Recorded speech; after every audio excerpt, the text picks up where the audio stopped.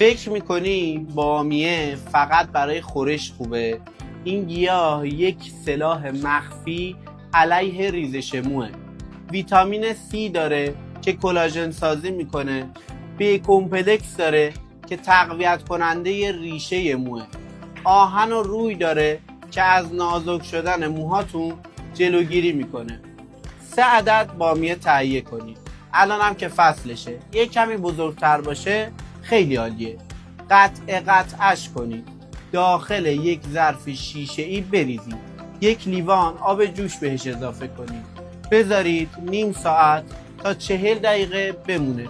بعد از نیم ساعت 40 دقیقه بامیه ها رو از آب در بیارید.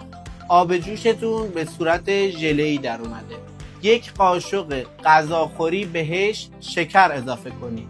2 قاشق غذاخوری بهش روغن کرچک هم بزنید. داخل یک ظرف بریزید. مقداری از اون شامپویی که دارین استفاده میکنید بهش اضافه کنید. در هفته 3 مرتبه روی سر ماساژ بده. کفش 5 دقیقه تا 7 دقیقه روی سرتون بمونه و بعدش بشور. هم فولیکول های موهاتون رو تقویت میکنه و ریزش موهاتون رو قطع میکنه، هم رویش مجدد موهای تازه ریخته شدهتون رو به براقی و درخشندگی موهاتون هم خیلی کمک میکنه. لایک و سیو یادتون نره.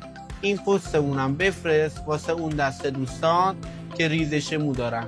2 تا قلب قرمزم این پایین برای من کامنت